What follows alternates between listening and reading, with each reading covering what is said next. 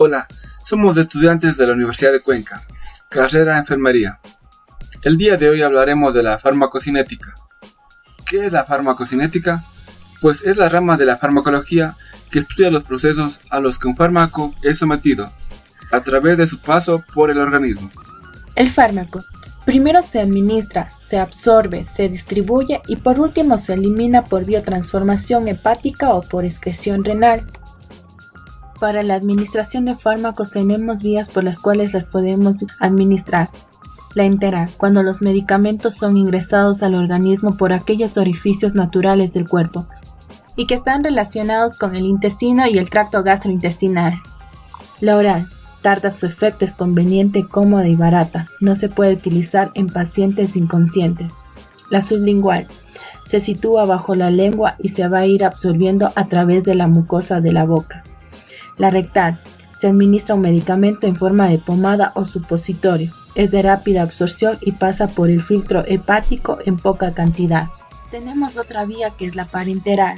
Es aquella que introduce el fármaco en el organismo gracias a la ruptura de la barrera mediante un mecanismo que habitualmente es una aguja hueca en su interior llamada aguja de uso parenteral, las cuales tenemos como la intravenosa. Se caracteriza por su absorción inmediata y se utiliza en caso de emergencia. Es una de las vías más riesgosas. La intraarterial, una vía muy poco empleada en el tratamiento del dolor. La intramuscular, evitamos el paso gastrointestinal. Se introduce el medicamento en el tejido muscular. La subcutánea, se aplica bajo la piel. Se administran medicamentos como la insulina y las vacunas. Teniendo en cuenta las vías de administración de un fármaco, vamos por la segunda fase, que es la absorción. La absorción de un fármaco depende de sus propiedades físico-químicas, su formulación y su vía de administración. La absorción es el término que define el movimiento de un fármaco hacia el torrente sanguíneo.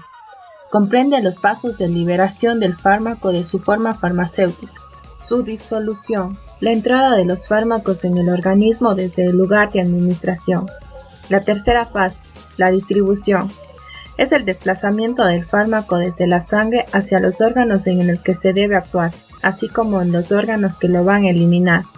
Para que se dé este proceso es necesario la unión a proteínas plasmáticas, en particular la albúmina, que tiene afinidad por los ácidos y la globulina por los básicos, es decir, para este proceso es necesario que haya afinidad y especificidad. La biodisponibilidad. Se define biodisponibilidad al grado de velocidad con que un fármaco o uno de sus metabolitos accede a la circulación y alcanza de esta manera su lugar de acción. La curva de concentración plasmática sobre tiempo. Todo fármaco entra, se absorbe, se distribuye y se elimina. Cuando un fármaco alcanza su concentración máxima, cumple su efecto terapéutico con la dosis indicada, pero al incrementar la dosis vamos a llegar a un nivel tóxico. Y por otro lado, si no damos la dosis suficiente, la concentración va a ser mínima y por lo tanto no va a existir un efecto terapéutico. La cuarta fase, el metabolismo. Es el conjunto de reacciones químicas que realizan los órganos sobre las sustancias endógenas, contaminantes ambientales y fármacos. El principal órgano donde tiene lugar el metabolismo es el hígado, aunque también tienen capacidad metabólica otros órganos como los pulmones, el riñón y la misma sangre. Los procesos de metabolización. La fase 1 consiste en la funcionalización de la molécula, formándose una molécula más polar que se puede eliminar.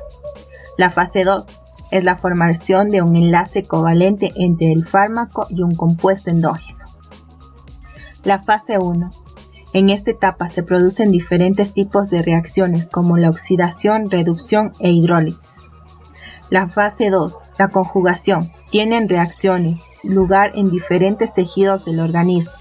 Estas suelen ser reacciones de conjugación, que por lo general inactivan al fármaco, suelen actuar sobre el grupo reactivo introducido en la fase 1. Esta unión aumenta la hidrosolubilidad del fármaco, el mismo que nos facilita su eliminación del organismo. La última fase, la eliminación. Consiste en la salida del fármaco del organismo, ya sea en forma inalterada o como metabolito. La eliminación se produce a través de las vías fisiológicas, las más relevantes es la vía renal o la biliar.